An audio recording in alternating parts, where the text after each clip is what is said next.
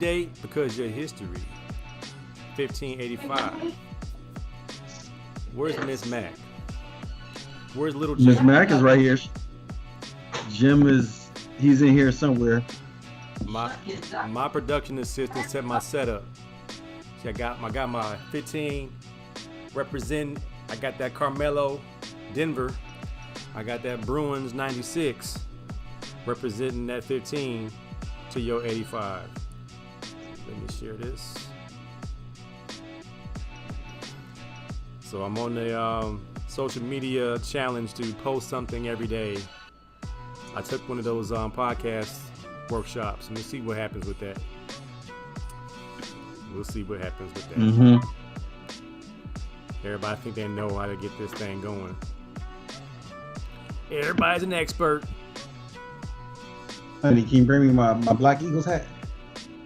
Since the Eagles don't know how to do the free agency and trade, they'll trade down picks. Did they come back from 6 to 12, like strategic? I saw a post that said they came back down, like they got rid of that 12 pick and got back in the mix.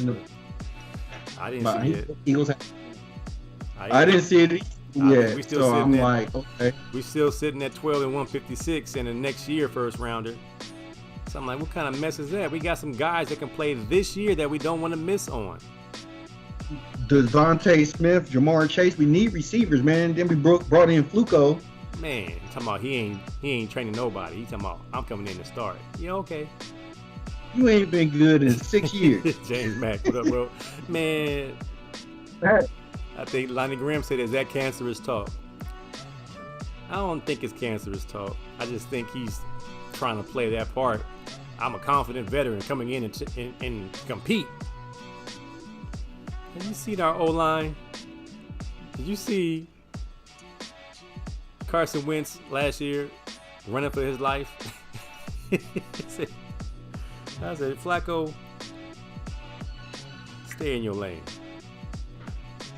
I mean, you gotta have that confidence, though. You know what I'm saying? If you want to win over the locker room, you know what I'm saying? Nobody wants to sit on the bench, so I feel him, but dude, you ain't been good in 6 years, man. Knock it off. Yeah. Let me see how you do this. There's got to be an easier way to tag and stuff. I'm not good at tagging and sharing. I try to do a pre-show, but we in here, man. 1585. Where's my slate? Not good. Where's my slate? Where's my? Hey, man, I try to, in honor of Lemon Pepper Lou, I tried to make some lemon pepper chicken today, and I did a bad job. Lemon pepper. Well, like I told somebody in the sports group, he got time to try all the flavors now. You gonna try them all? Lemon pepper. Lemon pepper. So let me get the lemon pepper, hot, not spicy, super hot, but hot, and let me get that Louisiana barbecue. Lou. Sweet pepper, sweet. That's sweet Lou. They gonna give him his own flavor. That might be the best. That might be the best thing that can happen out of this. Is Sweet Lou gets his own flavor of wings out of Magic City.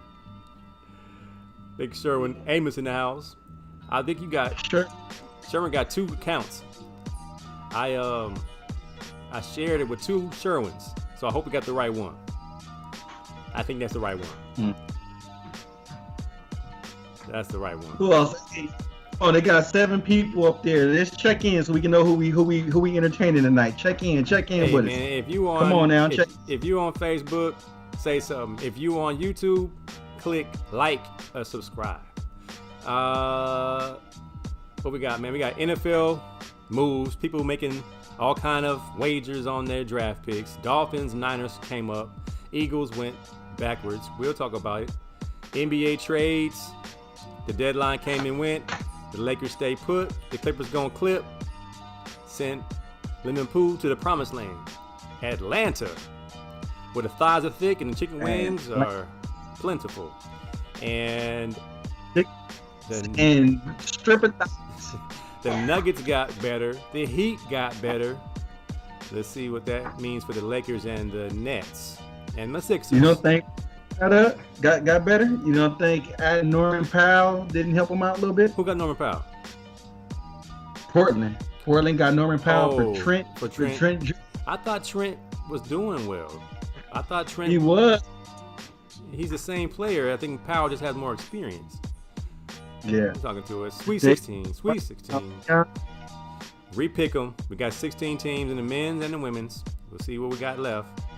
The G League done took one of our players, and Coach Nick Cronin wasn't happy about it, as he talked about it. Yeah. On, Keyshawn Zubin and Jay Will show. And our what if of the day, since we didn't touch on it last week, we ran out of time. LeBron and Kobe. I threw it out there. We got KG, T-Mac, Kobe, and LeBron. What if they went to college? We let the Mac Attack Stat Mac go to business to see where these dudes would have went, how many chips would there have been. He has a very good nugget for us UCLA fans for the what if dreams. This is 1585, and this is my intro. Can't hear it.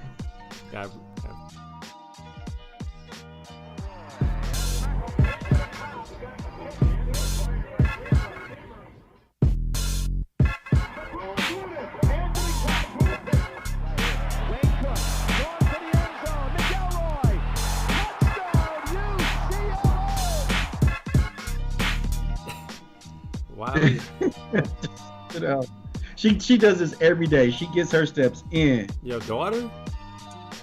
She get her steps in every day. She run through the house. Oh man, my man Davion White. Man, Davion hit me up this morning, early crack at dawn, with some news. It was like, hey man, there's some stuff brewing. Be ready. And I'm sitting here in my prayer state. I pray in the morning, so my phone starts blowing up. Mm-hmm. It's my man Davion and Kaysen, my boy Kaysen, Stutterbox Jr. And it's about some Long Beach Poly information. So we'll keep that on wraps. We'll keep it down on the low for now. It's Poly head coach? That's what I'm hearing? No, I ain't said nothing. I'm just saying. It might be some changes in Long Beach. We don't know what's going on.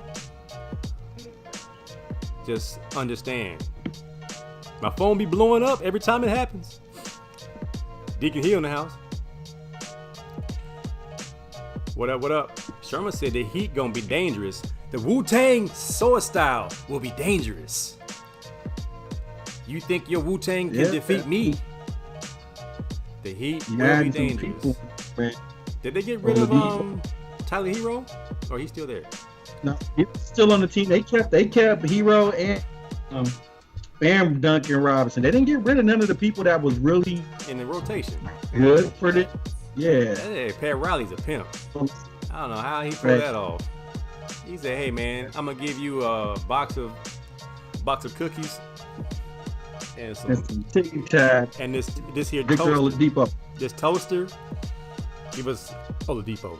Michael Staff in the house. Lakers straight high lottery team without LeBron." You said a high lottery team without LeBron and AD. Well, that's what it was, man. You got to chip out of it. Without AD and LeBron. They're the worst team in the NBA. They're showing it. She's supposed to be doing your thing right now, man. THT's supposed to be the guy that everybody was blowing up. He should be doing it right now. He was one of those untradeable, right? LeBron said, no, that's my guy. Yep, he was untradeable. That's my guy. He's the future. Ms. Mack in the house. Watch out, y'all. Comment at your own risk. What's brewing? What it is? What it's gonna be? He got their own big three. I don't know about all of the three. I'm not seeing a big three, but they got a good little squad here. You'll have Kendrick Nunn, Jimmy Bucket, Victor Oladipo, Tyler Hero, Bam Adebayo. Bam. Is Bam part of that big three? Oh, but big three would be big stars. None of those guys are big stars. Even Jimmy Buckets ain't a big star. They got a small three. I wouldn't call them a big three. They the middle of the lane three. Well, I know this. Adebayo still bring me a bunch of points in fantasy. I need him every night because I don't have AD. Man, this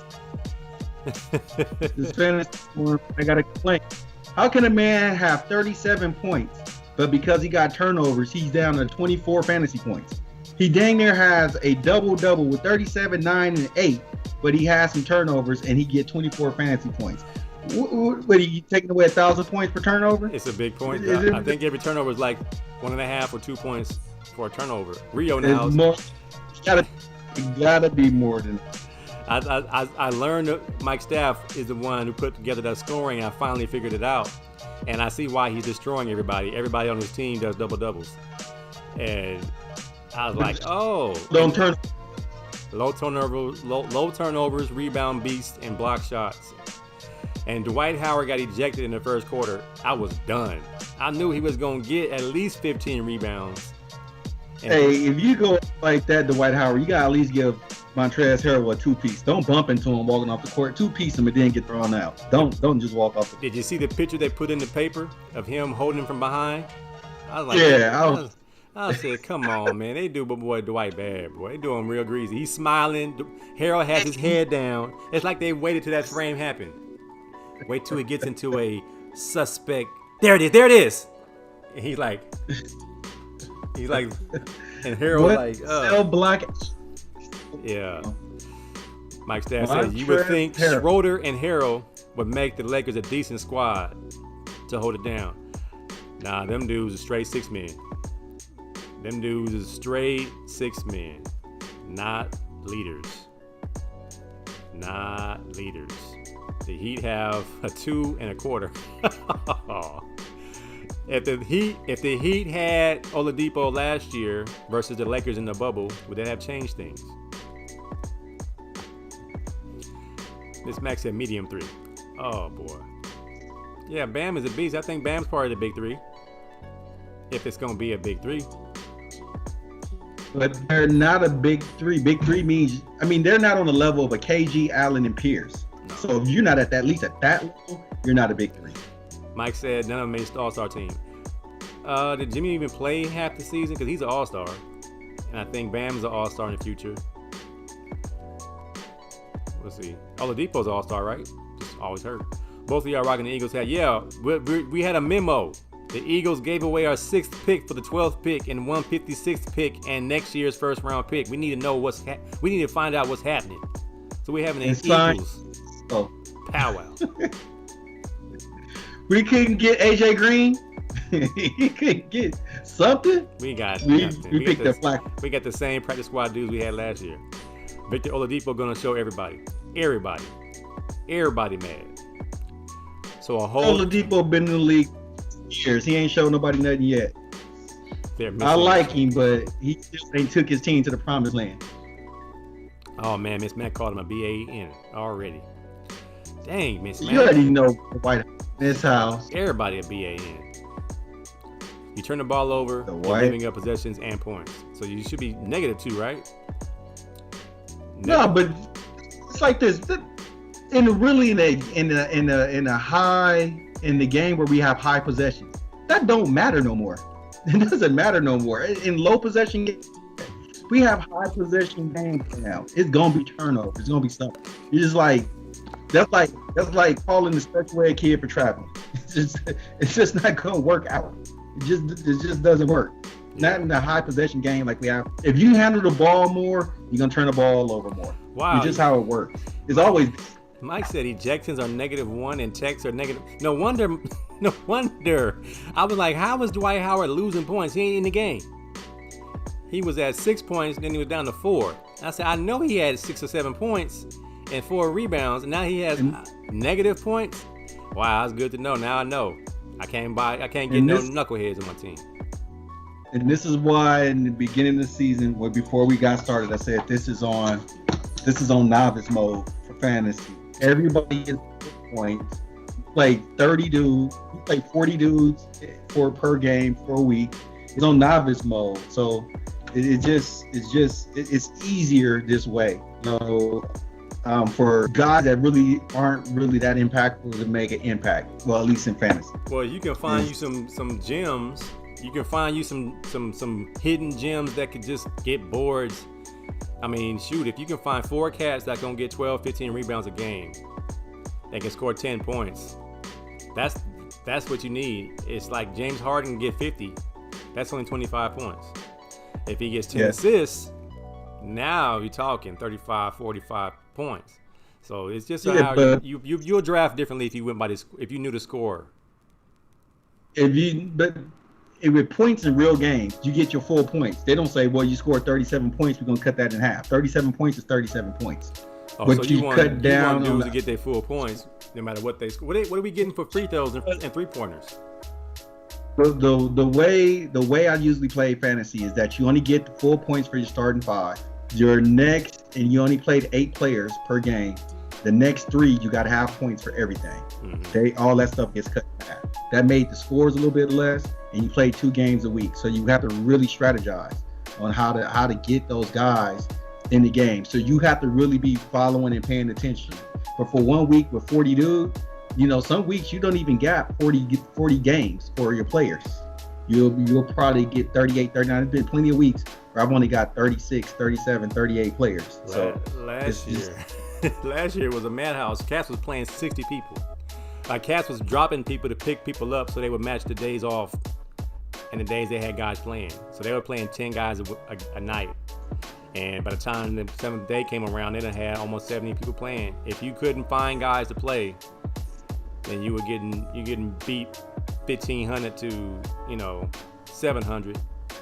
So it was a tough thing to get used to.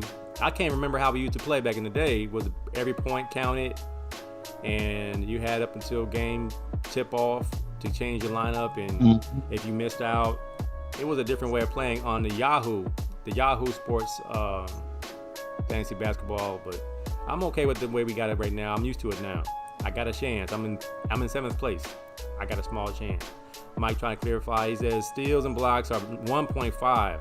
They're energy boosters and change possessions. There's a method to the madness of the scoring, probably the best scoring I've seen since you took to perfect it. It's like we're playing arch rivals. How steals and blocks get more points than points? Because they're harder. They're just less likely to happen. That don't make sense. Yeah, I get it. But I get it. It is what it. You gotta find guys. You gotta find the Ben Simmons type guys that just do stuff that's not scoring. but points is what really matters in games. You know what I'm saying? So you want the points to be the full points. Everything else, okay, I get it. You can add extra points to that stuff, but to just half a point for a point, you're gonna cut a guy who goes for 50, he gets 25. That makes no sense. A guy that goes for, well, I don't know if we're gonna get any more 60-point games in the near future. You get a guy who goes for 60. He gets 30. I think it just keep the score down. Well, you figure fantasy football. If you score, you get 6 points. If you get sacked the negative yards, you get the negative yards taken away. If you run for 10 yards, do you get 10 points? No. You get 0.1. Like 0.1? Yeah. But touchdowns is touchdowns, though. You still get the points for the touchdowns. I mean, what you want? A 10-yard run or you want a touchdown? On touchdowns. You can get, yeah. So give me my goal line beast. My goal line beast versus a guy who gets a lot of yards, no touchdowns. You want a guy with 3 steals, or you want a guy that puts up 40 in basketball? 40. If he can get 3 steals and score 40, or can he get 25 and get 3 steals? I think that's what you kind of are weighing is these no-name, non-all-stars are fantasy monsters in our league because they can get 12 rebounds and 5. Brandon, my team. Brandon Clark gets in the game. He'll grab 8 rebounds, have 9 points, get 2 or 3 blocks and a couple of steals, and he got more points than LeBron, who down there has a triple double. That doesn't make any sense right there. It's like what? That's absolutely ridiculous. But hey, it is what it is. I'm having fun. Yeah, Miss Max said move on. Let's get Yeah, Miss Max said move on. Sherman said he got the Sixers in the East. All right, let's get this thing opened up, man. Because she is the worst fantasy sports person ever. She's on everything that her team does. She don't make no trade. And you seen the night when we were drafting in Lonnie's, she telling me who to pick, which ended up turning out that the quarterback that she made me pick ended up having his best season ever, and even though his team was trash. And now he's on trial for being a bad massage patient. That's what bad massage patron.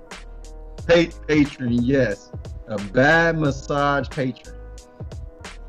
All right, man. Towel.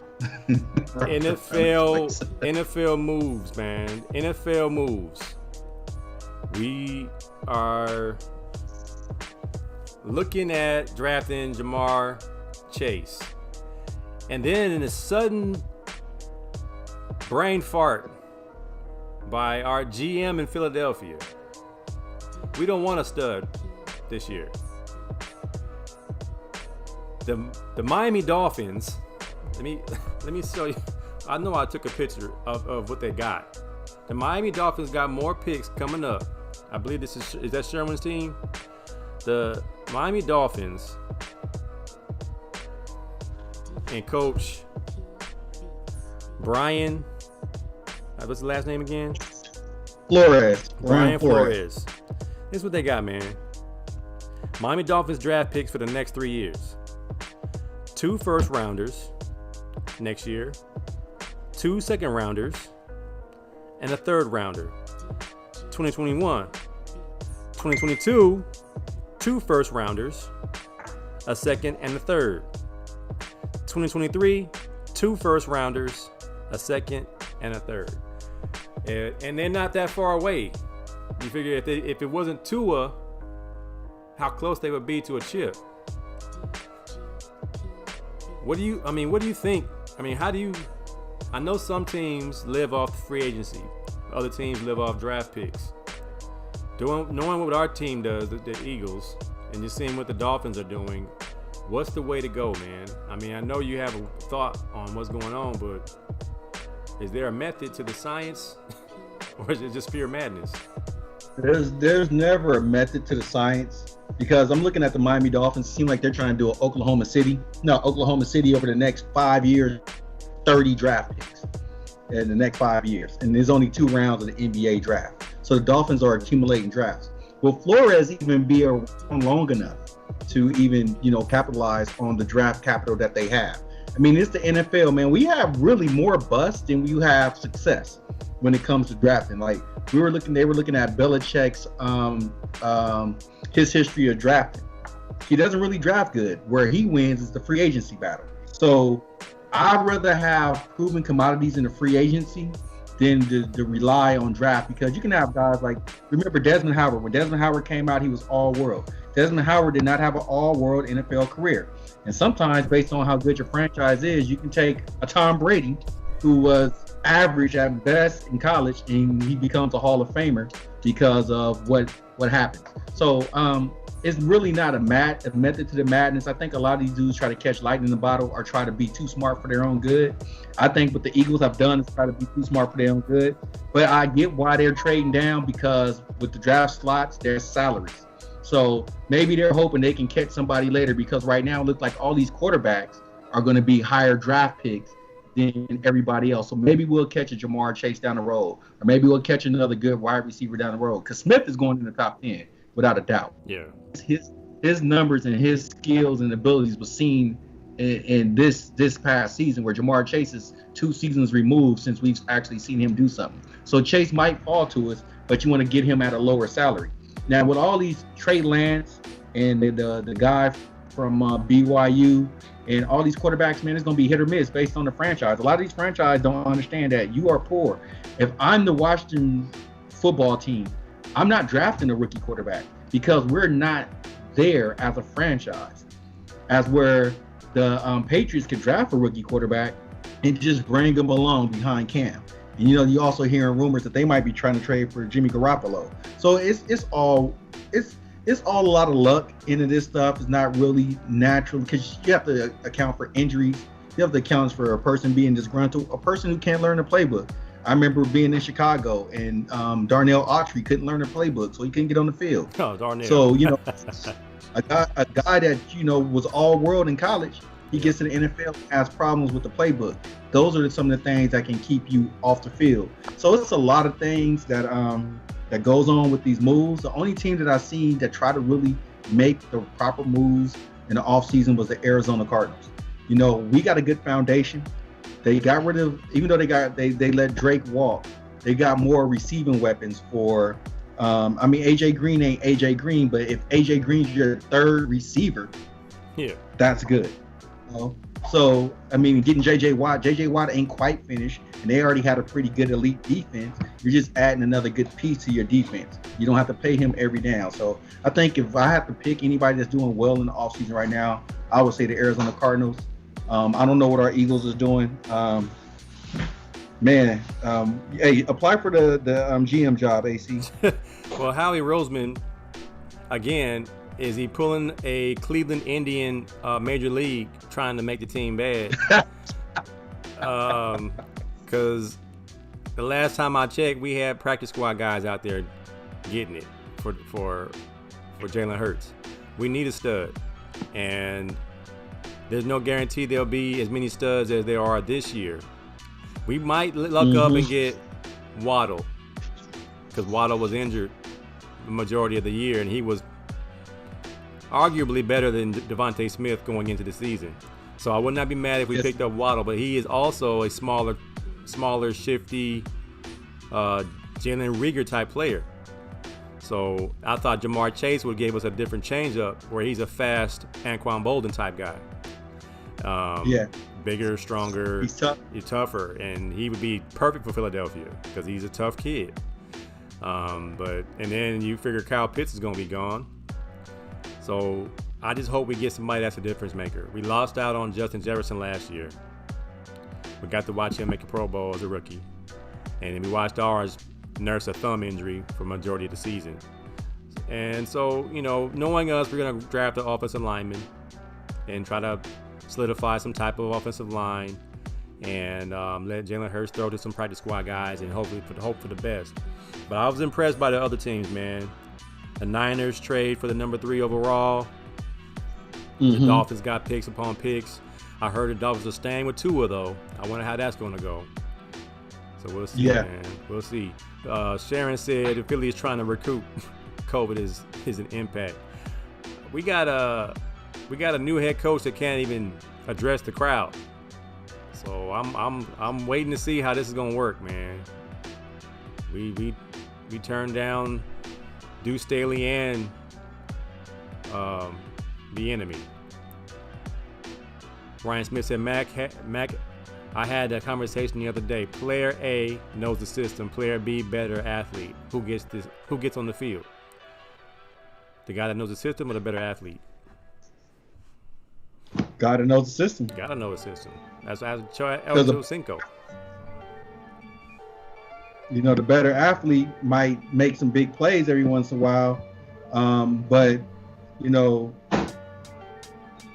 the guy that knows the system, he'll always be in the right place at the right time. So he'll always have more potential to make plays.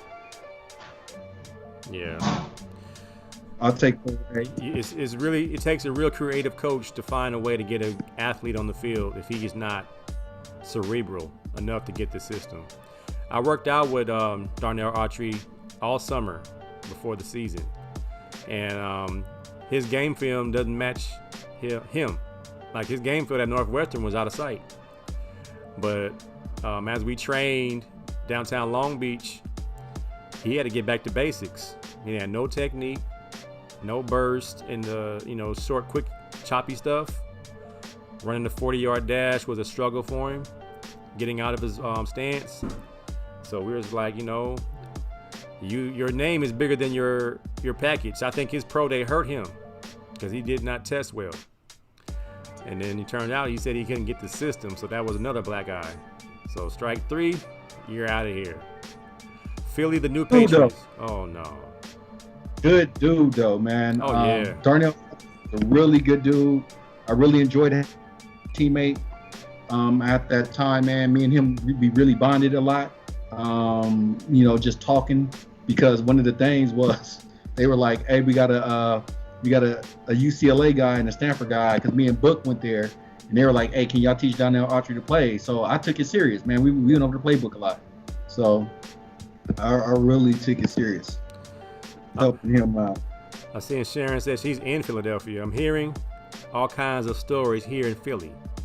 So it looked like it's a attempt at Jalen Waddle to land at 12. which would not be as bad if it happens that way. But when you put your information out there, chances are somebody's going to jump up and mess up your dreams. I mean, who would you rather have, AC Smith or Waddle? Actually, I think Waddle, because he was a little bit more, even though he was the one that got hurt. When I saw Devontae Smith take a couple shots and sit it down after having such a great first half, I wonder for his health. Is he Deshaun Jackson 2.0? Just exceptional talent. I mean, you were actually exceptional for your size as far as durability. Devontae Smith is proven the last 4 years at Alabama he's the guy. I just didn't see him get any stronger. Is that fair to say?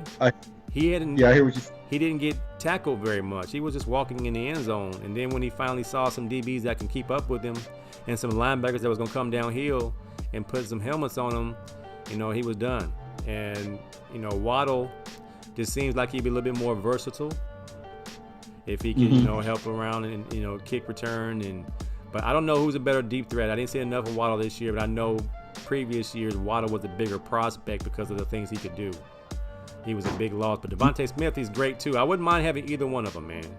But do you think Alabama receivers are a little bit overrated because there was so many of them? The quality of depth that they had on that team, sitting in that film room, receiver room.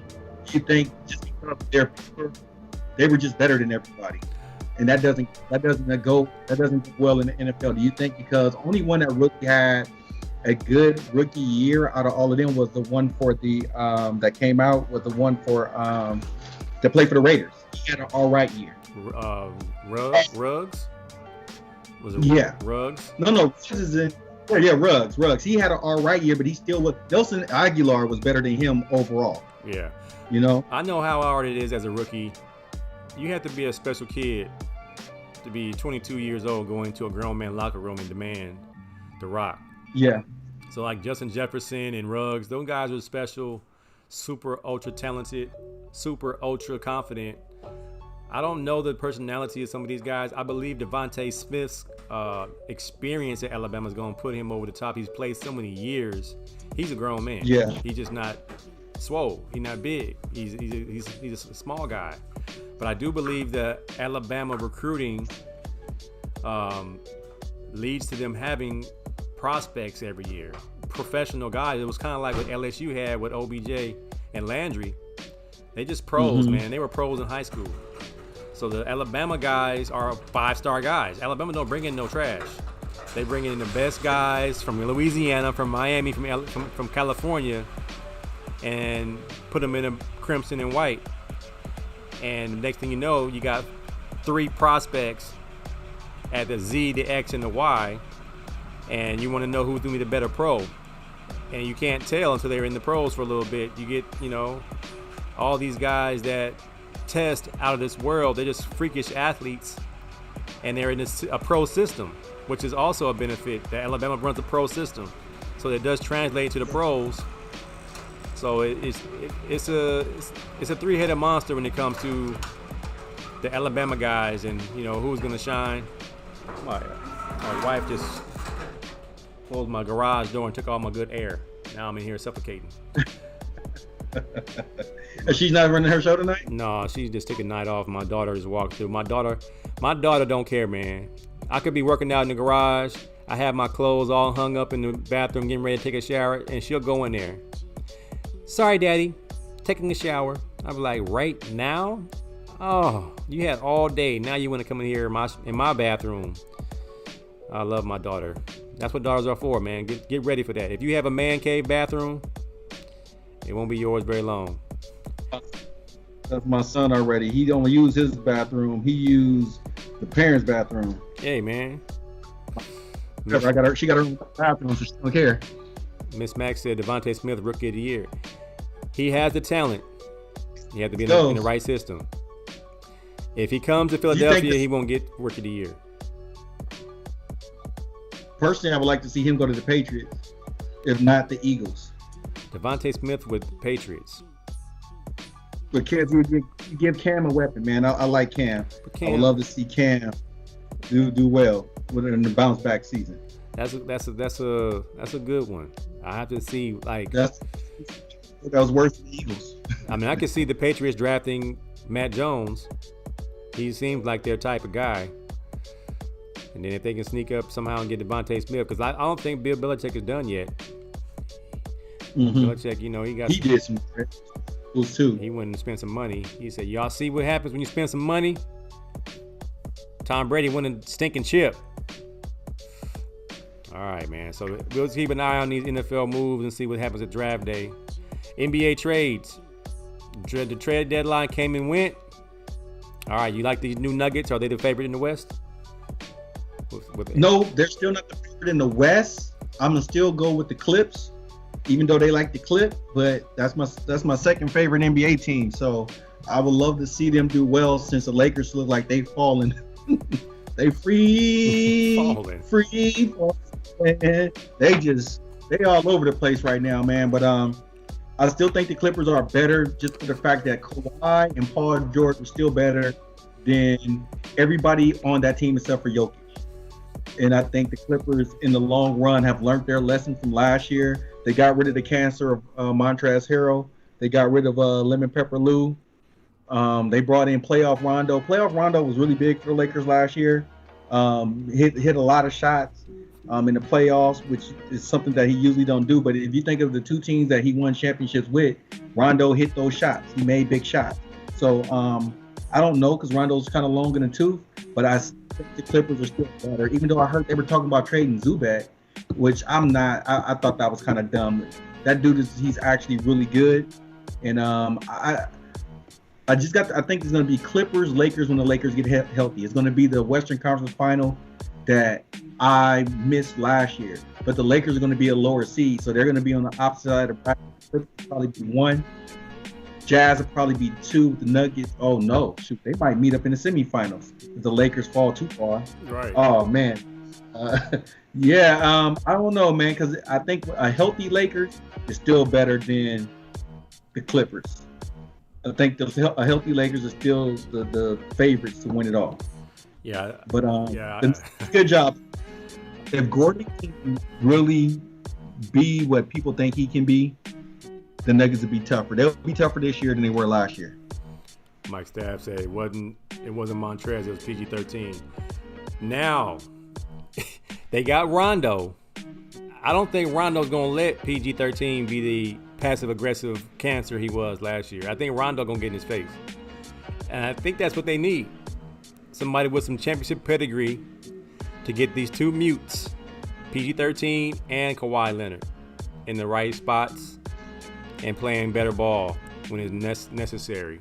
I think it was a really good move. I heard a lot of sports talk specialists say it was a terrible move. Rondo's 36 years old. And what could he do at this age? He has done nothing this year. I think him chilling this year might have helped him. Because now he ain't wore out. And playoff Rondo, like Mike Staff said, he's deadly. He makes the team deadly. He's a proven champion. So I'm not even a big Rondo fan. I hated Rondo out of Kentucky. I couldn't stand him in Boston. And I thought that he was the guy in the big three in Boston that was feeling like, why am I not in the big three? Because you ain't Ray Allen. Yep. You ain't KG and you ain't the truth. Shot Mo said PG's choking is the cancer. Hitting the side of the backboard is cancer. This is the thing when we really look at PG-13's playoffs. Yes, he has bad playoff games. Who hasn't had bad playoff games? But when you really look at his numbers through the playoffs, he actually plays very well. He doesn't come up well in big moments, but a lot of people don't come up well in big moments. I think he has to be the clear-cut number one. He hasn't been the clear-cut number one since he was in Indiana. And those Indiana teams, remember, when he was the clear-cut number one, they lost to Miami twice in the Eastern Conference Finals. And he really played well. But he had to play behind Westbrook, and he's clearly behind Kawhi. When you're used to being the number one and you have to go to number two, there's going to be something in you that's not going to bring you to that point unless you really accept that role. And I'm not for sure if he accepts that role. And then to answer the question about Trez and being, obviously Trez was the cancer. He's not there no more. Believe me, they want to re-sign Trez, they would have re-signed Trez.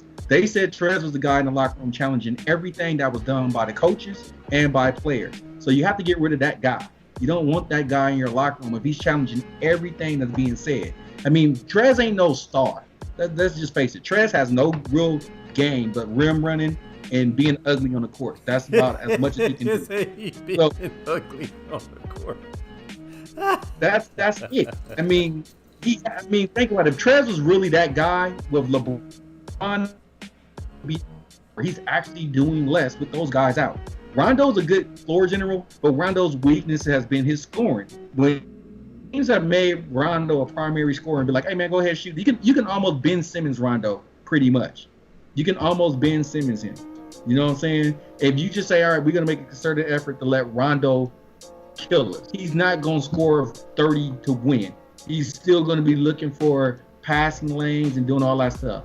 I mean, I like what the Clippers did because what you do is now you give Terrence Mann more opportunities. I like Terrence Mann. I'm a big Terrence Mann fan. He's athletic. He's young. He can get you buckets and he defends. He defends better than Lou. He can fill in for George and Kawhi when they're taking rest. Not fill in like he's gonna ball out, but he gives you quality minutes. And now that he's his third or fourth year in the league, I think that he really did good. But the team I'm really looking out for is Portland. Portland by adding Norman Powell, a champion who's going to give you 100. Norman Powell to me is a little Westbrook without the pass. He gets rebounds, he gets you buckets when he needs to, and he plays good defense. And he's super athletic. So I think we're going to have to watch out for Portland because I think they based up much to get him, and that team is getting healthy because CJ's back. That's going to be a dangerous team. I wouldn't want to face them in the playoffs in 7 games, especially if Dame Dollar is on fire. Yeah, when I saw they had JaVale McGee and Aaron Gordon, and I thought how good they were last year, and they still have Michael Porter Jr. And I was like, wow, so Aaron Gordon gets to come and be the fourth option, sometimes third, sometimes fourth. Like he can just dunk. He can just slash. Yeah. He don't have to carry. I was like, the Nuggets, and then you said they brought Powell down to Portland, and they got Nurk. I was like, wow. So I no longer have, I still got healthy LeBron, healthy AD. Still is the best team in the West because it's LeBron James. AD without LeBron James, he's still AD in New Orleans. I don't think AD knows how to lead. It's LeBron James. LeBron James, best player on the planet. When he's healthy, it's a wrap. I don't think his ankle's as bad as they say. I think he's just getting his rest and getting ready for another bubble. But with that being said, Denver is scary. Like my cousin back in Connecticut, D Strong. The Nuggets look scary. My other family, my Pequot brothers are on here, Karif and D. We out here. Denver Nuggets, man, as good and as hot as they got last year. Now they look good. They got crazy JaVale McGee, man, Shaq the fool. I mean, that's block shots, rebounds, energy. Hey, man, The West gonna be thick. Let me ask you this. With all the moves, which West team can stand up to the Nets? I think the Nets are going to – I didn't have them coming out the East at first, but I think they will because they've been playing well even without KD. All right, so I believe team Blake Griffin dunked tonight. Was it tonight or last night? Blake Griffin got a dunk, and he ain't dunked in like 3 years. So he's re-energized. I asked the question, why did David Stern block CP3 from coming to the Lakers? Because the Nets – just keep adding people that were once all-stars, and I don't know, but if the Nets are the cream of the crop in the East, I don't even think they are. I think if Embiid can come back and get back to the MVP form he was playing in before he got injured, the Sixers are long enough and play a type of brand of ball that can slow up that pace and not let the Nets run them out the gym. And with Dwight Howard, Mike Jones, and Embiid in the key, I don't think James Harden gets those easy buckets in the playoffs. So I think it will be a little bit more difficult. KD not playing and having a rhythm will play into that as well. I don't have the Nets as the hands-down winner of the East. It's going to be the Sixers, the Heat, or the Nets. And on the West, who could play with the Nets if the Nets do prevail? It's going to take any of these teams that have, of course, healthy LeBron and AD can beat anybody. But it doesn't look like it's going to happen. They talking about AD has been cleared to do full court stuff, but still tender love, man. He's still tender love. He's hurt every single game while something hurts him every single game, so I can't count on that. So I'm going to think about this. The Clippers, they're pretty deep. They add Rondo. That makes them formidable. So Clippers can hang with the Nets. I believe the Nuggets can hang with the Nets. I believe the Blazers can hang with the Nets. For a while, we were talking about the Mavs. I don't think the Mavs got it. I don't think Luka's ready to lead to anything beyond some highlights. But that team misses consistency. What about the Suns? You think the Suns could compete? Something about the Suns doesn't really do it for me. I like CP3 and what he's been doing as an old vet, but I still don't see Booker as that dude. I see him as a scoring phenomenon, but I don't see him as a winning phenomenon. They're second in the West, right? Second in the West. I think they're still playing off the bubble high. Like, I don't know if it's real. We won't know until the playoffs. Is it a real? Like, I have total confidence in Dame and CJ and the Nuggets big three, but the Suns, I just think they're just playing some good ball and they're trying to figure this thing out. So we'll have to wait and see how they fare. As the second seed going into the playoffs, they might get the Lakers in the first round. Yeah. And get beat, get swept. Yeah, that would suck though, man. That would suck to work this hard. And next thing you know, you're facing the Lakers, who's back healthy in the first round. The playoffs is going to be one of the more entertaining playoffs in a long time because the top teams are the teams that are stacked. The parity in the league is down. I mean, you still got the Bucks who are flying under the radar. The Bucks have been playing well. If you watch, I mean, I thought when they added that would put them over the top. And at first, it didn't look like they were going to do anything, but now they're starting to get that chemistry together. They're looking good. The Atlanta Hawks with Nate McMillan as the coach, man, they're exploding and they're going off. So this is going to be very, very interesting to see this thing go down to the wire in the playoffs. Every playoff series might be 7 games. Every playoff series, I think every team is going to go up in there and battle. And then, even though Boston's not having a good season, they're still Boston. They still got a lot of talent. Yeah. Still Boston. So it's going to be interesting, man. I can't wait. James Mack said Nets, Lakers championship. Who you got in the final two? If we stop the season right now, playoffs straight through, who's in the championship game? The championship right now, I will go Nets, Clippers. If I had to stop the season now. In the final four, it will be Nets, Bucks. I know you're gonna be mad about that because I know you think it's Sixers. But if we stop the season now, and Embiid won't be there. Yeah. And then the other would be the Nuggets. It'd be Clippers, Nuggets, Bucks, Nets, Clippers in the championship. And of course, I'm gonna go with the Clippers. I would want them to win. I'm a big KD fan, but I'm not a Harden or Flat Earth. Flat Earth Irving. What's his name? Flat Earth Irving. Flat Earth Irving. I'm not a big fan of those two guys, even though I did like his movie Uncle Drew. But I see Clips Nets. Mike said Clippers Philly championship. I see he gonna be in heaven. That's my dream matchup. Clippers Philly, and Philly wins the championship. Even though, do I want the Clippers winning championship? I can really care less. I want Philly to win another championship. We ain't won one since 84 or 83? Like, I'm still mad Kawhi's bang, doink, doink, doink, doink went in. That was our shot. With the injured Warriors squad, we had a chance to win the championship with Ben Simmons scoring 12 points a night. But yeah, man, I wanna say what Mike is proposing is Philly versus the Clippers. I mean, both got new coaches, championship coaches. They both have pieces. I think Philly did the right thing staying put, not giving up the future for Kyle Lowry. Because Kyle Lowry's a good piece, but you don't give up the whole future. 71 years old. Yeah, I mean, my wife was like, "Who's that with the big booty?" I said, "That's Kyle Lowry." She's like, "Oh yeah." He out there with that big booty out there playing playing flop ball, taking on them charges. So I mean, I like the young boy Tyrese Maxey. So I would stick with him and see what he can do. I believe Embiid's playing at a level that is enough, and the style he's playing is enough. The back to the basket and face up, and I think that's going to be the key: is the slowing the ball down, and having a go-to in the paint, and making the Nets play big. And I think that's what will get them out of there. Now that the Heat, Oladipo and Bam Adebayo concern me a little bit, because Adebayo's athleticism will give Embiid a little, problems, even though he's a little bit undersized for Embiid. But if Embiid's not 100%, then we don't have a chance. But I do love the way Tobias is playing. He's mad he didn't make the All-Star team.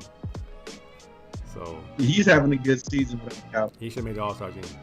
Clippers beat Philadelphia. Oh man, that would break my heart. Shot-Town Mo said Philly versus Lakers. Miss Max said Lakers gonna win anyway, regardless. Miss Max said Lakers gonna win with Caruso winning the MVP. The bald eagle. The bald eagle. T. Lue over Doc. That'll be a good one. 83. Deacon Hill. Moses Malone. 4-4-4. That's what that year was. Yeah, 4-4-4. 4-4-4. How many games is it gonna take? 4-4-4. Chairman of the board. Moses Malone. Underrated. Trez got double. 24 and 10. Well, Trez can get buckets, man. No doubt about it. Dunked on Jared Allen? Yep. Deacon Hill? Yep. All right, man, let's move on. It's going to be a good playoff series, man. Can't wait. All right, that's an old one. Where's my new one? We got a new one. Here we go. All right, Sweet 16. Repick them. Let's see if I can pull this up. Where is it at? You got the Bruins. The men's made it. Women, not so fortunate. I had it the opposite. I had the women getting far. But I didn't know. I forgot that the women only had 7 scholarship athletes. And then to have a season the way they had, to be a 3rd seed with only 7 scholarship athletes, that's absolutely amazing. Yeah. I feel bad that Onion Rare can't at least get to a Final Four in her career, but they had a great season. Yeah. So it happens, man. All right, so men's. We got Gonzaga, Creighton. I got Gonzaga. USC, Oregon. I got SC. Who you got? I got SC. We got Michigan versus Florida State. I got Michigan because they fought so hard the last game that a lot of people thought they would lose. They balled out. I got Michigan. Yeah. Why we gotta pick again? My bracket is still together. Okay, Miss Mac, you only person in America that got a good bracket left. UCLA versus Alabama. I mean, this is just right now. Your bracket is what it is. You still keep your bracket how it is. But if you've seen what you've seen, this is called the Repick'em Tournament Challenge 2, Second Chance. We're trying to help the people out that's trying to get into this last bracket that you can play on Tournament Challenge on ESPN Fantasy. UCLA, Alabama. I think we pulled the upset. I would love to pull the upset. I'm going to go ahead and pick UCLA just because. On GP, I'm not even sure. I'm going to go with Giant Juzang for 30 points, becoming one of the most decorated tournament players in UCLA history. He's up there with Lou Alcindor and Bill Walton and Marcus Johnson. Ed O'Bannon, as far as scoring in the first 3 NCAA games of his career. On the other side, we got Baylor Nova. I want to go with Nova as my squad, but we got Gillespie's hurt, so Baylor. Arkansas, Oral Roberts. All the jokes. I'm gonna have to go with. Where you going? I'm gonna go Pig Soup. You going with the Razorbacks? I can't go with the. I can't. As the dentistry school. Dentistry. How you lose to a bunch of dentists? Somebody said Oral Roberts should be banned from the tournament because of their religious beliefs. Yeah, they're religious. school. My boy said they were dental school. Dental like school. Oral Roberts. So a dental school and a Dental religious. school. Yeah, that's double whammy. Loyola Chicago versus Oregon State. Somebody said, Man, Loyola Chicago was a big upset. So I'm gonna go with the Bees though instead. I'm gonna stay with the pack. somebody said, or Loyola Chicago going to the Final Four. Syracuse versus Houston. I haven't seen either one of those teams play. Syracuse right now, Boeheim's son is balling out. Boeheim's son is having one of those great runs, but I think it ends with Houston. Unless Houston can't make buckets playing against that Syracuse zone. Because you know that Syracuse zone, when it's on, it's on. It's on. You can't do nothing. But if you ain't, You can't do nothing if against. you shooting though, can Houston shoot or do they slash? They slash. They're an And athletic it's not team. gonna work out. So Cuse, I mean, I don't know. That's a tough one. Who you got in the Final Four? Very At, tough. at this point, since I had UConn, I don't know why I did that. I know why. I know why, but I know I was tripping. God, man. You're from Connecticut, baby. You gotta pick That's your, what you gotta you gotta pick your home squad, even though they let you down every time. I still got Baylor, and I got Baylor and Gonzaga in the chip. Okay. I got Baylor. I had Baylor playing against whoever was that 11 seed that came out of the East. I thought it would be Michigan State. I'm not gonna lie. Not gonna lie. I thought Michigan State would run. So I had Baylor playing Michigan State in the final. So that 11 seed is still alive for me. But if I had to go by what I've seen, even though UCLA has looked great, I'm gonna go Gonzaga Baylor. Dark horse. Who is the darkest dark horse that could possibly sneak up and shock the world? Bruins. They're the lowest seed. No, Oral Roberts is, but I'm still gonna go Bruins. I'm gonna say the hated rival USC. The way they Are they really? The way they beat, nobody has them to win a championship except SC fans. But the way they beat Kansas, that was disrespectful. And the way that their elder Mobley brother handled the rock was really impressive. Like, he was handling the rock like it reminded me of J.R. Henderson. When we needed a big guy to take the ball out of the little guy's hands and control the game, he was doing that, and Kansas couldn't do nothing with him. And then his little brother just killing people. And so I was like, wow, man, SC got a good team. But this is the same team that we had against the ropes and lost on a buzzer beater. So I know that they are beatable. But hey, man, I like your dark horse. If UCLA can sneak up in there and get in the Final Four, that ain't bad. That'd be. I mean, we got us. We're gonna pick Loyola Chicago all the way. Yeah, shot time. We're gonna pick Chicago. If he don't, something's wrong. James Max said the Zags all the way. So the Zags will go undefeated and win an undefeated chip. Has that ever been done since UCLA's days? It hasn't been done since Indiana '76. That's the last undefeated champion. Wow. Not even UNLV 91 or 90. Nope. They lost the first. Nope, that 90 team had like 3 losses or 4 losses. Back in the day where you could lose and still be up there because you got the tournament. Yep. James Max said UCLA or USC. I wouldn't mind. Pac-12 was ridiculously underseeded, and now the country is on notice. Yes, sir. The Big Ten was ridiculously overseeded. Over. They were like, what Nas say? One mic. All I need is one mic, one try, one. I had 5. All I need is one mic. It's 1976, man. That's history, man. We get to see him. Now the women's. I believe I have a graphic for the women's. Who we got left? Let's see who we got. The graphic is not as clear for the women's. I have to blow it up. Let me blow it up. All right. Can't get any bigger than that? Nope, that's it. All right, so Stanford, Missouri State. Stanford. Stanford. Oregon, Louisville. I'm going to Oregon. Yeah, I'm gonna go Pac-12. I'm gonna go Pac-12. I'm gonna join you, Pac-12. South Carolina, Georgia Tech. That's South Carolina. Come on, man. Don.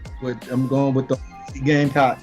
Gamecocks. Texas that beat our Bruins. Texas and Maryland. Maryland looks good in the tournament, man. They look good. When I reseeded it, I got them the third best team in the reseeding. I got them over South Carolina in the reseeding. Wow. Maryland looks damn They good. look that good? I didn't see them play last week. They can beat South Carolina. Man, they put it on, folks. They is putting it on, folks. All right, UConn, Iowa. That's gonna be a good game because they got two top freshmen. The thing is, those freshmen are going to end up canceling each other out, Beckers and Clark. Yeah. But UConn team is better overall, period. Yeah. UConn plays. They'll win that game by 30. Dang. Michigan. Unless the refs win it. The refs can't stop that. Michigan, Baylor. And then you figure Geno's back too. So Geno's back, and the refs ain't going to try to bully them without. When Geno was gone, they try to bully. They can't bully Geno. Michigan, Baylor. I got Baylor. NC State, Indiana. NC State. I'm gonna go NC State, even though Indiana's a very good competitive team, but I just think NC State will pull that one out. They beat Belmont like they should have, so I think And then you got Zona versus A&M. That's a tough. Be a good game. I'm gonna go Arizona, just because Pac-12. I'm gonna go Arizona, but Gary Blair is at Texas now.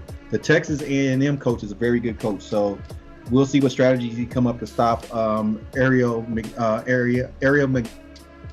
McDonald for Arizona, who's the Pac-12 Player of the Year. Yep. But I'm gonna still go with Arizona, Pac-12 love. Yeah. Who you got in the championship game? I You said had my Maryland. Bruins. He had the Bruins. I'm saying now that we see our love picks are gone. Now in reality, I still got UConn versus Stanford. I got Baylor, Stanford. My mom's from Waco, so I'm a Baylor fan because of that. I think Baylor, the refs will not be a deciding factor because Kim Mulkey is just as big of a name as Geno, and Geno's won the most championships in the decade, but she has the second most in the decade. Yeah. So I think Baylor, UConn will be a very good game unless one of the teams ain't making shots. But that's probably going to be the best game of the tournament in terms of before you get to the championship game. So I'm gonna go Baylor, Stanford. I just don't see nobody on Stanford's bracket beating them. Not even Maryland, South Carolina. Would they match up in that? I think Carolina could do it, but they're gonna have to play games. When you watch that Stanford team play, that Stanford team is like the Gonzaga men's team. Mm-hmm. Just do everything right the way they play. They play good defense. They play good offense. They got a bunch of people who can make shots. South Carolina can't shoot. In Maryland, at times they can go cold, but Stanford, if you do that against Stanford, you're gonna get beat. Stanford can beat the teams out of their bracket, but when they have to face either Maryland or South Carolina in that Final Four game, those teams are gonna have to be perfect. Yeah, it's hard to be perfect. I still got UConn winning this thing, man. They're gonna play for Geno in his COVID test. Geno's back off COVID. They're gonna have some type of inspiration getting their coach back. So I got UConn over Stanford in the championship. We get basketball, competitive basketball. All right, man. So this story came around. I wasn't very privy to it until I heard Coach Nick Cronin from UCLA talk about it and how he lost Daishen Nix to the G League. He was a UCLA recruit, and word on the street is that the G League team, the Ignite squad, I'm not sure if it was the squad or just the G League itself, interfered, so to speak. But the young man committed to UCLA and UCLA not playing because the Pac-12 was looking like they weren't going to have a season. So he opts out of his scholarship to UCLA and plays in the G League. I believe he's averaging 12 points a game, something like that. But he would have been on the Bruins in this here Final Four attempt. So his thing was, let's call it what it was. You recruited my prospect to come play pro when he was already committed to playing college. Is it a moot point because the one and dones will be done next year? I think they will allow student athletes to bypass college after next year. Or will they renege on that and continue the one and dones, and will we see the G League continue to poach players? I believe there are like 7 5-star high school kids playing in the G League right now. Is it the new normal of kids opting out of college and going to the G League? I think it'll be the new norm. Your whole point of going to college is to make a better life for yourself. Some of these kids are going to go to the G League more money than they would make being on the college program, unless you was Kentucky back in the days and they was paying, or UNLV back in the days and they were paying players. But this is going to be the new normal. Kids are going to opt out of going to college. A lot of these kids don't want to go to school anyway. They want to play basketball. You're going to tell me that you rather me go to school and do schoolwork, run the risk of getting in trouble and ineligible or any of those type of things, or shoot, God forbid, get hurt. But I can go to the G League and get seen already, going up against guys who have been like, we were talking the other day, what's the guy? Jeremy Lin. Jeremy Lin was in the NBA and now he's in the G League. I get to test my mettle against guys like that. I mean, if it was me, I already know how my dad would have been. He'd have been like, oh, you got to go to college. Hey, dude, I can go to the G League. I'm out. We'd have to butt heads. But, dude, it's hard for a college coach. To me, it's hypocritical. You're getting paid this great salary, but you want this kid to play for, man, you got a chance to make money, go make that money. I love the college game, but man, you got a chance to make money, go make money. I think and I agree with Shot Time Mo, Cronin need to go have several seats, because it is very hypocritical when you're making millions and kids can't make $1. It really is a morally hypocritical stance to say a grown kid at 18 years old can't make a living. He needs to come to school when he never was very good at school. Now, there will be an exception where there are really good students, but they still want to make the NBA. And the earlier I can make it, the more guaranteed I am to make it. Now, my thing would be, who determines which kids go to the NBA and which kids go to school? If the kid does try the NBA route and it does not pan out the way they would like as far as draft pick selection, can they still go to college? I think that's going to be a very, very interesting conversation. If a kid tests the water, is he now ineligible to go to college? I think there should be a little bit of cushion. Because you're talking about a kid's livelihood. If he don't make the NBA, what's he going to do? Now, if he was never good at school, then college is still not a good enough option. So what are we going to do about those student athletes who are banking on going to the league and it's not so? Overseas is not easy. It's not like a home run for everybody. Everybody can't go over there and be J.R. Henderson or Stephon Marbury and be a star over there. You get sent back home. We probably need to have Chris Johnson on the show and he can tell us the ins and outs of playing overseas. Yep. And is it all it's cracked up to be? Because some kids think that's the way they're going to live their lives. It's not for everybody. So it's a tough subject, man, but I just know without the one and done rule, what's going to happen? Every kid thinks they're going to the league. You know, insert the ball brother, the middle ball brother, Jello. Yeah. So it's tough. I like the G League though, because it does give you another option. I mean, you're still a professional. You're still making a little bit of money. It's like minor league baseball. So I like it. I mean, do you have an opportunity? Yes. You have an opportunity to shine? Yeah. Or you can be like that guy for the Lakers. I can't think his name that played for the Lakers G League team for like. Oh yeah, he looked like Ronnie Saucier. He was old. He had gray hair. Yep. Then they finally gave him an opportunity to play for the Lakers, but he had been scraping in the G League for years, man. He worked at Kenny Shoes, and then he played the G League game. Scraping. So, I mean, who's to tell somebody to stop trying to live their dream because I need you to go get this education, which we know that these one and dones, man, they're there for a year. So they probably ain't even going to class. No. They just ain't going to be ineligible right away. So I'm going to skip class, I'm going to go practice and shoot these hoops, and I'm going to be gone. So it goes back to AAU in high school, and who's mentoring these kids? Who's being real with these kids? Because I just know that there is a surplus of student athletes who are high school age that believe they're going to the league, one and done. Mm-hmm. And I know there are some who are home run talents to make the league. And then even when you make the league, you still have to remain on a team. Because we heard Toby Bailey's interview with Chris Johnson on the KJ Live podcast on Instagram, how hard it was to make an NBA team and stay on one. And we know how big Toby Bailey was. He was a household name, but he had difficulties making a squad because the situation didn't permit it. So we know how difficult it is. So it's important that our young boys, and most of them are African American, let's just keep it real, they have dreams of NBA, hoop dreams, and they're not always realistic. That's why it's such a tough subject to tell a kid he's not. Like even the kids at Kentucky, every kid at Kentucky thinks they're going to the league and staying for 10 years. They're the farm system. And then they go, and a couple of them do become stars, and the majority of them are just on benches and just waiting their turn, and it never happens. So, check is good though, man.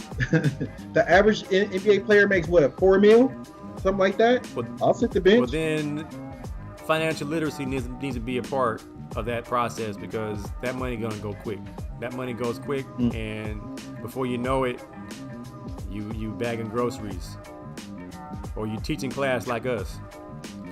So it's. Hey, bro, we didn't make money. Our money was gonna go quick anyway. My money was gone. My money was gone so quick. I mean, I was telling student athletes, bruh, my little money was gone in 6 months. I ain't even gonna lie, because once you're not making no checks on Monday or Tuesday, you hitting up your savings. And if you hit that savings about 5 or 6 times every month for the house note, it's depressing. You better have something else. So we know the one and dones will be over. Kids will be going to the G League.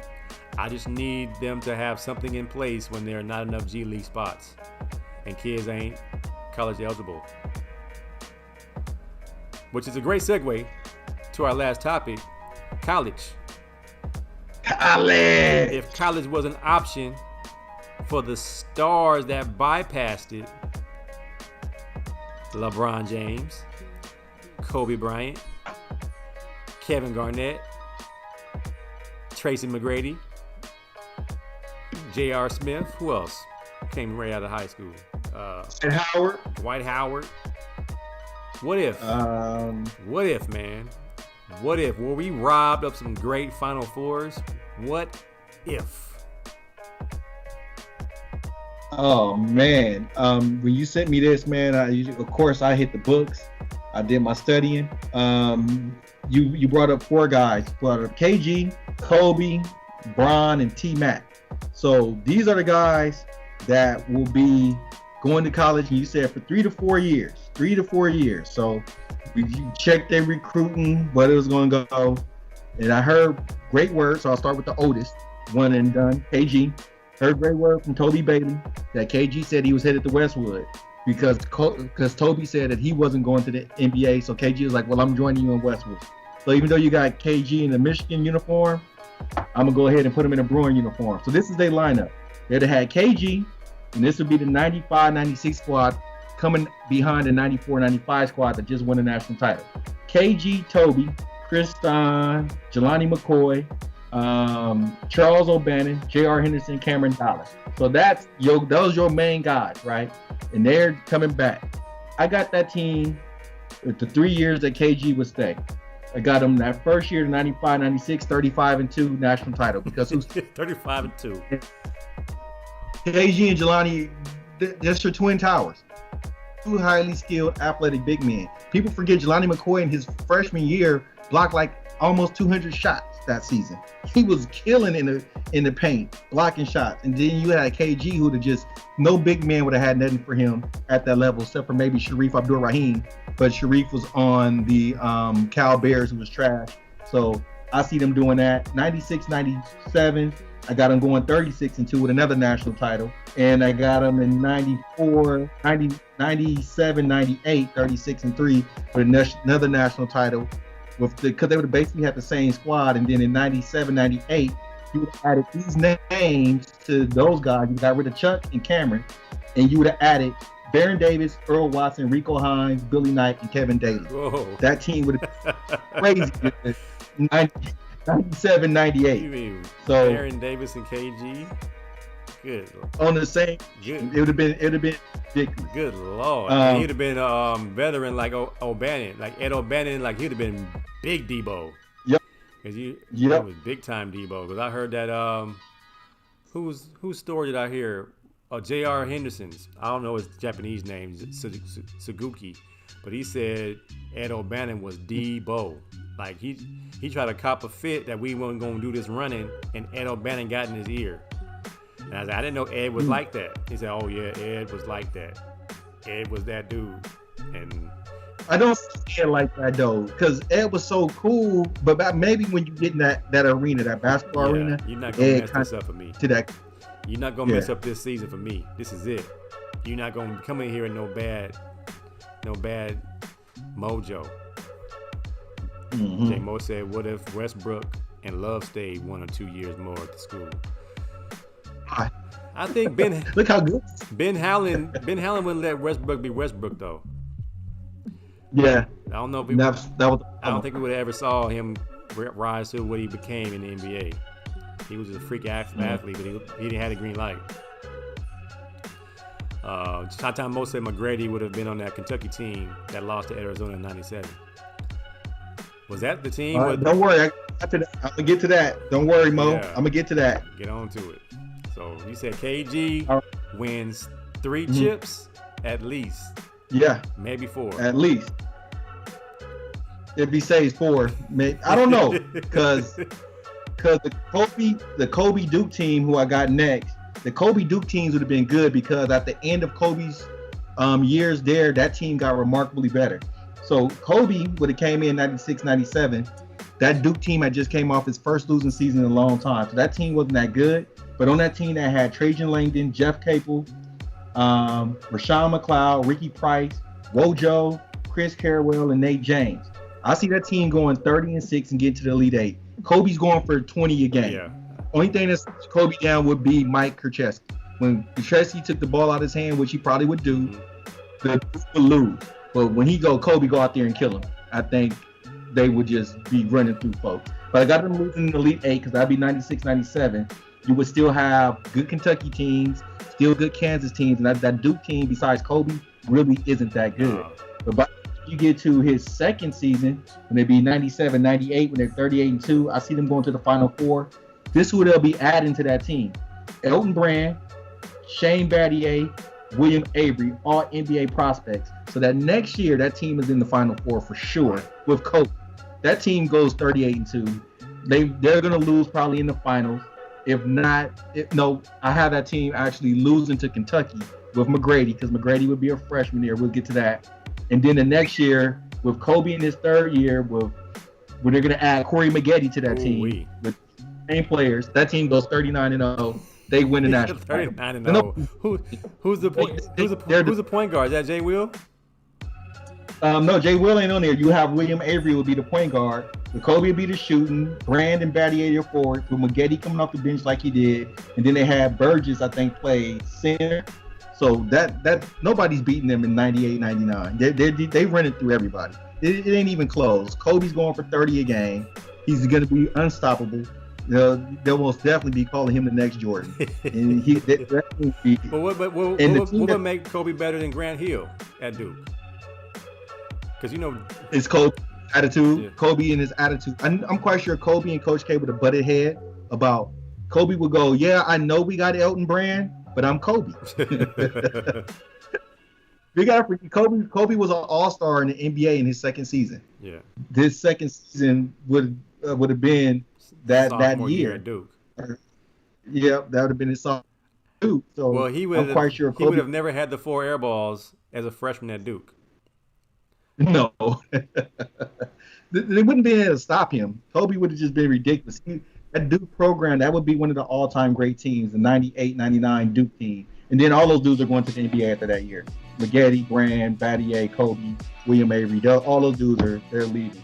So that would have been fun to see. Next up, we got T-Mac going to Kentucky. So T-Mac's first season would have been the team Smith that won the national title, but I would have that team losing to Kevin Garnett's UCLA team because that really seems to be that much better. With a seasoned Kevin Garnett, McGrady would have a great freshman year. They'll go 37-2. One of their 2 losses would be to that UCLA team. But that team had Jeff Shepard, Nazir Muhammad, Scott Padgett, Wayne Turner, all teams. Jamal McGlure, Michael Bradley, and Tayshaun Prince will come the next season. That team would be the 98-99 team that beats Kobe and them in the championship. Maybe. Who knows how that would go. No, they'll lose to Kobe and them in the championship. And then his third year, they're adding Keith Bogans with Tayshaun Prince and Casey McGrady. So that team would have been really, really good. The 97-98 season would have been absolutely nuts because you'd have had that UCLA team that I talked about, the Kobe Duke team, the Tracy McGrady Kentucky team, but then Arizona with Bibby Dickerson, Simon Terry, and AJ Bramlett. UNC with Vince Carter, Antoine Jameson, Shammond Williams, and Brendan Haywood. And Kansas team that had Paul Pierce, Ray LaFence, Billy Thomas, and Ryan Robertson. That 97-98 NCAA season would have been better than the 97-98 NBA season. Wow. Because you would have so many powerhouse teams. Yeah, right. That's what we're being robbed of, man. That's what the G League is going to rob us of. The G League is going to rob us of any type of star college matchups. Most definitely. Wow, man. Now, the one and done, or the guy that would have had the worst college career because of when he came out and how bad Ohio State would have been Bron. Bron would have, that first year, he would have been there. He would have been good for about 4 or 5 more wins. They're going to the NIT. That year, the Big Ten was really, really good with Illinois and Michigan State, and Bron wasn't going to lead a bunch of ragtag Ohio State dudes past that, because you got to remember, LeBron hadn't had a jump shot yet. Yeah. He'd have been the best player on the court, but he hadn't developed his jump shot yet. The next season, I could see them getting to the tournament, 24-8, probably even competing for a Big Ten title. But his senior year his junior year would have been their best year, 05-06. They at least get to the title game and lose to Florida. That Florida team was stacked with Horford and Noah. Them dudes was good. Bron ain't beating him by himself. He would be the only one that wouldn't have had NBA talent next to him on a team. Yeah. Would Bron have gone? I mean, would he have gone to Ohio State? Is he that loyal to the state? Probably. He seems like that kind of guy. Because my other thought is he goes to Akron with his boys, because 2 of his high school teammates went to Akron. Does he go to with his guys? Just try to be a Cinderella story as the best player at a small school, attacking the bigs, David and Goliath. We gonna make it to the tournament and shock the world.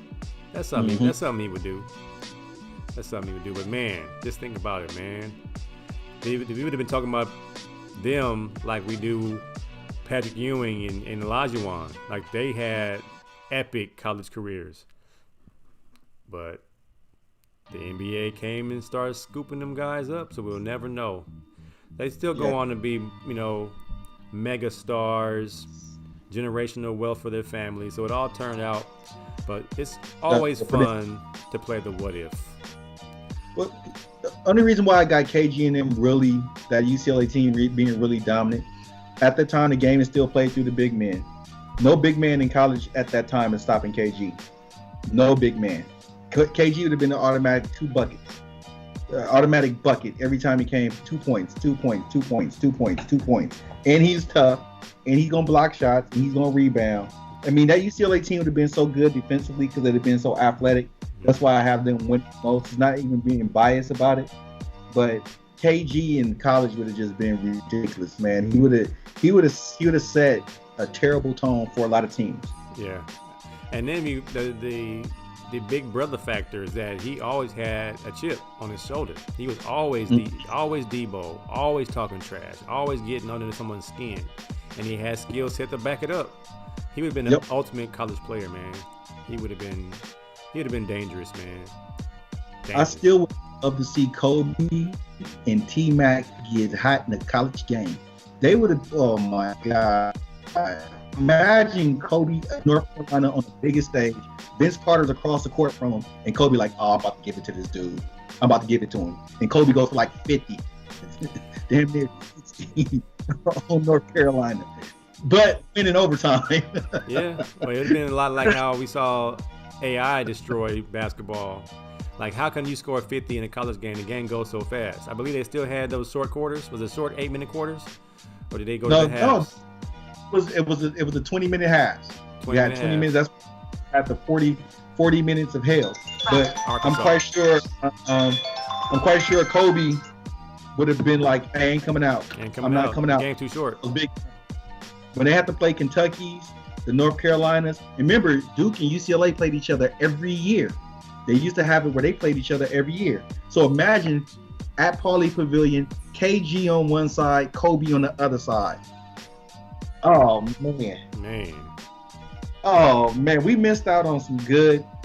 We done missed out on some good basketball. We done missed out on some really good. We missed out on some. Let me not say we would have. We missed out on some really good college basketball. Yeah. Well, money talks. Money gets. Money talks. And everything walks, man. Everything walks. Yeah, man. All right, man. Final words. Final words, man. We're getting close to maybe ending this whole COVID thing. Please, people, stay safe. The vaccine doesn't make you immune, just that you have a better defense against it. Keep wearing your mask. Well, I've been out and about a couple of days. Man, people are walking around without masks now. Like, they just like, man, I'm vaccinated. I'm good. Nah, man, because your small children, a lot of the teenagers, they don't have vaccinations yet. And then you have the people who are like, I'm not vaccination out there. So, man, please be careful out there, man. We're not out of the woods yet. If you watching CNN, there's been a lot of people who, in it's like 11 states, they've had an uptick in COVID cases. And last thing, shout out our prayers for the family of Oscar Freire, the guy from Grand Canyon, the young kid, just played in the NCAA tournament, died in a car crash with his sister and a couple of other people going home to visit after the tournament. Prayers out to his family, man. To hear that a young man who hasn't even reached his full potential yet has to die in such a tragic accident. So prayers out to him and his family. Yeah, I second that, man. And actually hits pretty close to home. My brother at my church is his former coach. So Oscar Freire, family, and those who are also in the car with him, man. Prayers and condolences to that situation. Very unfortunate, and it's a reminder how short and how precious life is that we come to another Passover. Another month has passed by, and it's just eye-opening, man. My pastor asked me if I was ready for Sunday with the video, and I'm like, what do you mean? He says Passover. We need to put together something. I was like, wow, this Sunday already? Good Lord. I thought Resurrection was in April. This year. It's in March. So I'm like, okay, well, I got to go down to the church and set something up tomorrow visually for the video. But time is flying once again, man. So like you said, be safe out there in them streets. I got my vaccine. I still don't feel like it's over with, though. I keep my mask on, keep my distance. And, hope for the best. And continue to stay positive that this is coming to an end. My daughter's like, Dad, can I go back to Howard? We have this event coming up. I'm like, you know what? You vaccinated. As long as you stay safe, you stay away from folks and use wisdom, I don't really have a problem with it. I want you guys to get back to your lives. I know you guys are chomping at the bit to get back to college. So I'm happy for her. My son is getting ready, for a basketball season. He's super happy about that. So he wants to get his hair braided again tomorrow. You know, these kids, man. These kids crazy, man. All right, man. That's it. Once again, now I will say this. I think in 2 weeks I'm going to have a couple gigs on Friday night. I was doing some football video. I did football last night for Inglewood versus Lusinger. I saw Jay Moore out there. I said, well, I ain't been out here in a while, and they might need me for a couple more weeks, so we might have to move 1585 till Tuesdays on the next couple weeks after next week. So I'll let you know. Yeah, let me know. That's fine. All right, man. All right, y'all. Y'all be easy, man. Appreciate y'all, man. James Mack, Deacon Hill, Miss Mack, Chi-Town Mo, everybody else that came through, Mike Staff. Y'all continue to watch the Brotherhood of Podcasts, Collective Podcast, Time Is Now, Sucker Punch, AC Sports Live, and 1585. You know what time they are. I know they changed up the Collective Podcast. They are now, I believe, Wednesday mornings, and they're going to do a Thursday night next week at 6. So we'll see, man. All right, y'all. Next time. Peace out, everybody. Have a good weekend. Be safe. Who bang on them Transformers? Out of here.